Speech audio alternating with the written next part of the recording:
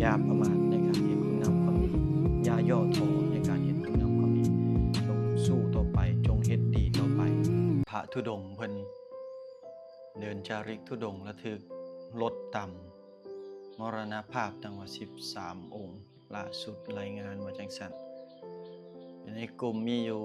34องค์ก็หลายคนก็ตั้งคำถามตั้งแง่ว่าเป็นหยังคือเป็นจังซั่นเป็นหยังคือเกิดเหตุจังซั่นคนเฮ็ดดีเป็นหยังคือพ้อสิ่งที่บ่ดีถ้าภาษาบ้านเฮาก็เฮ็ดดีเป็นหยังต้องได้ซัวก็หน่อยเฮ็ดดีเป็นหยังต้องถึกลดต่ำตายไปนั้นถ้าว่าภาษาบ้านเฮาก็ได้เนาะทางอเมริกาก็เทื่อนึงถึกเทื่อนึงก็พระลาวเฮาก็ถึกลดต่ำก็ถึกอันขาขาดพระอาจารย์เพิ่นก็เลยว่ามีเหตุการณ์2อย่างขึ้นมาจังซี่ให้เฮาก็เลยว่าโดยเฉพาะพุทธบริษัทนี่แหละตั้งแง่คำถามว่าเป็นหยังคือเป็นจังซั่นพวกเขาน้อยก็สิบ่ถึกบ่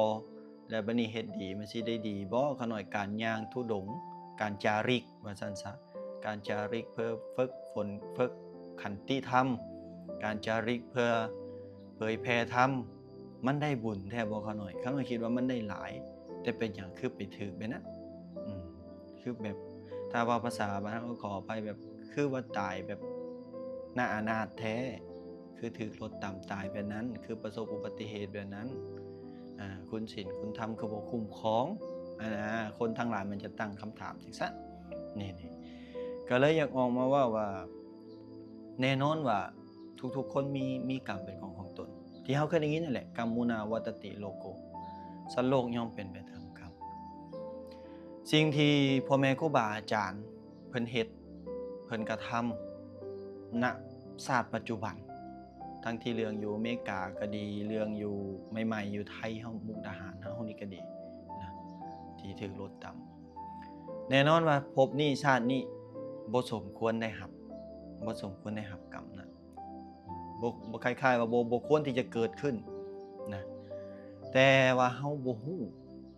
ว่าอดีตชาติที่ผ่านมามันหลายภพหลายชาติก็คือดังที่พระพุทธเจ้าเพิ่นเว้านั่นแหละคนหรือว่าสัตว์ทั้งหลายในโลกนี้ ที่จะบ่เคยเป็นพี่น้องบ่เคยเป็นผัวเป็นเมียบ่เคยเป็นเพื่อนสหธรรมิตรอย่างต่างๆกันแม่นบ่มีหมายความว่าคนเฮาเคยเป็นญาติพี่น้องกันเคยเป็นผัวเป็นเมียกันหลายภพหลายชาติมาก่อนนะชาติปางก่อนมันเป็นจังซั่นภพนี้ชาตินี้กรรมที่ชุมเพิ่นเฮ็ดเป็นกรรมอันดีแต่ว่าผลคือสิ่งที่มากระทบหรือว่าอุบัติเหตุที่เกิดขึ้นบ่เหมาะสมแก่ชาตินี้แต่ว่าชาติก่อนๆเพิ่นอาจจะเฮ็ดในสิ่งที่บ่ดีก็มีนะก็บ่แม่นก็มีแหละก็แม่นแล้วแหละนั่นนะญาติโยมเฮาคือกันกับพระโมคคัลลานะเฮาก็สิฮู้ดีเนาะเก่งเรื่องฤทธิ์เรื่องเดชแม่นบ่พระโมคคัลลานะเก่งเรื่องฤทธิ์เรื่องเดชเพิ่นเป็นพระอรหันต์แล้วเด้เป็นพระอรหันต์แล้วเด้ก็เพิ่นก็ถูกโจรนั่นตีเด้ก่อนเพิ่นจะปรินิพพาน เพิ่นถูกโจรตีจนห่างกายมุนเลยนี่แหละพระโมคคัลลานะทั้งที่เป็นพระอรหันต์แล้วเป็นหยังคือเป็นจังซั่นในชาติที่เพิ่นเป็นพระอรหันต์บ่สมควรแน่นอนบ่สมควรแน่นอนที่เพิ่นจะได้รับแบบนั้นถึงแม้ว่ามันจะเกิดขึ้นกับร่างกายก็ตามจิตใจเพิ่นบ่เกี่ยวอยู่แล้วเพราะว่าหลุดพ้นแล้วนั่นน่ะพระโมคคัลลานะมีสมัยก่อนเพิ่นก็เกิดเป็นคนธรรมดานี่ล่ะ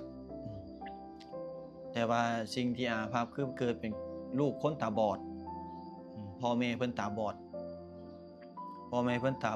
อยู่มาใหญ่มาแล้วก็พ่อแม่ตาบอดนั่นก็ซอกเมียให้ลูกบัดนี้ได้เมียมาอันนี้สิเล่าย่อๆให้ฟังบัดนี้ได้เมียมาเมียพับบ่ดีแน่รังเกียจแม่รังเกียจพ่อเพิ่นว่าตาบอดเฒ่าแก่แล้วบ่อยากเลี้ยงดูเบิ่งแยงก็ใส่ร้ายป้ายสียามผัวบ่อยู่ก็เอาข้าวเอาน้ำมาโหยมาหยายใส่ตามพื้นแล้วก็เว้าจมผัวมาก็จมว่าแม่เป็นจังซั่นพ่อเป็นจังซี่โอ้ยเฒ่าแล้วเว้าจังซั่นจังซี่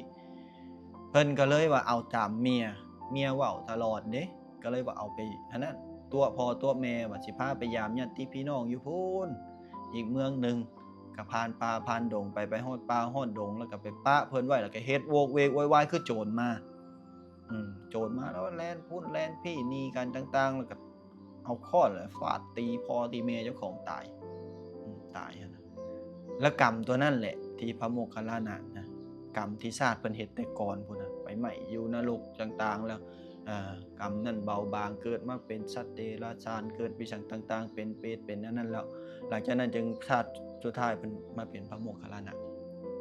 ก็ได้บรรลุธรรมนะได้บรรลุธรรมเป็นอัครสาวกของพระผู้มีพระภาคเจ้าแต่ว่าเศษกรรมที่มันยังมีต่อห่างกายมันบ่หมดแต่จิตใจหลุดพ้นจิตหลุดพ้นแต่ว่าห่างกายมันต้องได้รับกรรมที่เจ้าของเคยเห็นนะจึงสมควรถ้าเฮาเบิ่งเห็นแต่พระพุทธเจ้าเพิ่นฮู้เฮาบ่ฮู้จังซั่นเหตุการณ์ที่มันเกิดขึ้นต่างๆนานาอยากให้ญาติโยมตั้งมั่นอยู่ในศีลในธรรมคือเก่าตั้งมั่นอยู่ในคุณงามความดีคือเก่า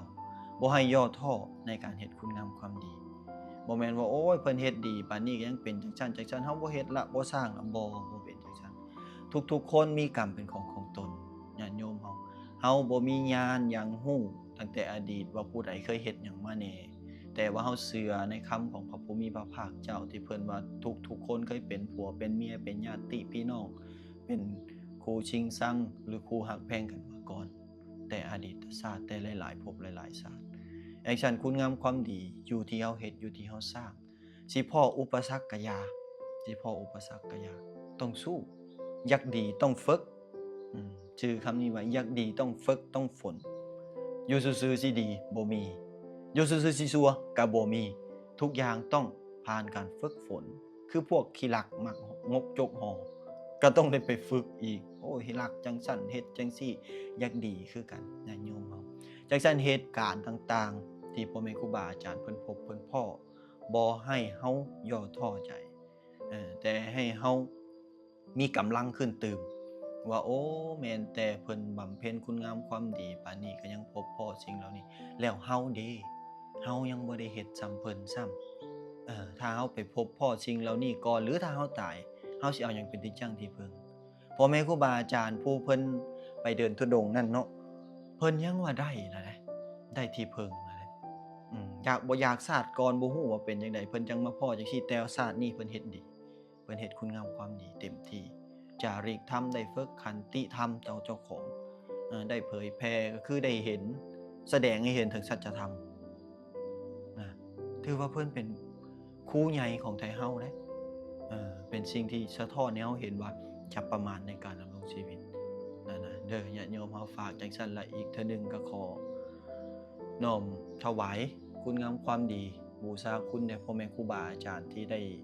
มรณภาพไปนั่นก็ให้พ่อแม่ครูบาอาจารย์ไปสู่สัมปรายภพอันดีอันงามมีนิรพานเป็นเบื้องหน้านั่นแลก็ข้าเทินสาธุ